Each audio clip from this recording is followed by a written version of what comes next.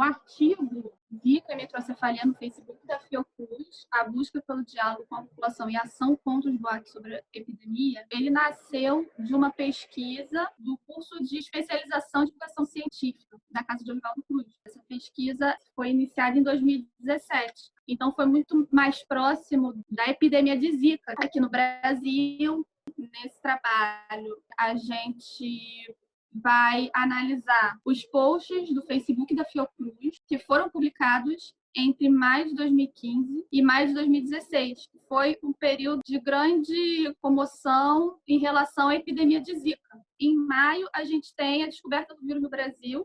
Em outubro, os especialistas começam a pensar essa associação entre Zika e microcefalia, e isso tudo gera um impacto na população muito grande, e também uma corrida nas pesquisas, e a Fiocruz é uma instituição que vai estar encabeçando essa pesquisa, e o nosso trabalho vai ser olhar o Facebook como forma de comunicação da instituição em relação ao grande público, à população em geral. Então, primeiro, a gente recupera todos os posts nesse período de tempo de maio de 2015 a maio de 2016, período de um ano. Depois a gente vai selecionar somente os posts que citam Zika ou microcefalia, ou Zika e microcefalia, observando a frequência com que esses posts foram produzidos, qual a temática que ele tratava, o engajamento que ele gerou. No Facebook a gente vai ver número de curtidas, número de compartilhamentos, número de comentários. Nesse trabalho, a gente vai ter um ponto especial para a questão dos boatos. O uso do Facebook pela Fiocruz para esclarecer a população em relação a certos boatos. A gente escolheu por focar em 4 boatos específicos, os boatos de grande repercussão e que tiveram negativas oficiais, né? O governo, na época, veio a público algumas vezes negar esses boatos. Esses 4 boatos foram os seguintes: a relação entre a epidemia de microcefalia e vacinas vencidas, a relação entre a epidemia de microcefalia e larvicidas e a relação da epidemia de microcefalia com a liberação de mosquitos geneticamente modificados para o combate à dengue. E, além desses, a ocorrência de microcefalia em crianças de até 7 anos. Uma característica que ficou muito evidente logo de cara foi o grande ambiente de incerteza que era vivido pela população nesse período. A gente observou muitos comentários ressaltando a questão de que ninguém sabia de nada.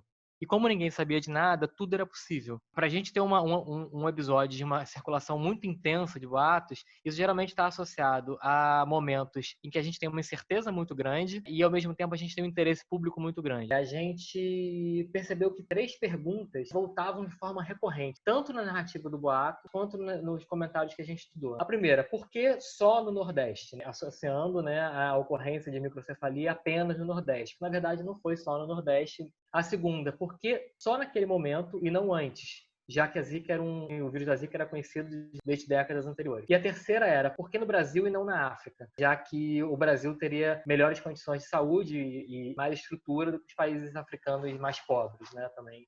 Aí, entre aspas. Isso mostra que elas não foram muito bem explicadas pela ciência e pelas autoridades. Outra questão fundamental que apareceu bastante na amostra que a gente estudou foi a questão da crise política. A gente observou nos comentários uma quantidade muito grande de críticas à saúde pública e ao SUS, né, de forma geral, mas principalmente ao governo federal e à presidente Dilma Rousseff na época. Esse acúmulo de críticas, na verdade, ele levou ao aumento desse ambiente de incerteza no país e, consequentemente, à circulação dos boatos. Isso porque ele levava a uma insegurança em relação à capacidade do país de lidar com a situação que estava sendo vivenciada. Outra coisa que a gente observou foi a correlação dos boatos com outras narrativas que estão por aí na sociedade, né, que estão no nosso espaço interdiscursivo, mais ou menos embasadas cientificamente. Uma delas eu já falei, né, que é essa questão da ineficiência do SUS, mas a gente também observou a relação com os riscos associados ao uso de agrotóxicos ou de produtos químicos, até, por exemplo, as narrativas de antivacinação. Além disso, a gente observou que muito da insegurança estava relacionada a um certo desconhecimento do processo científico e também a uma diferença de temporalidade,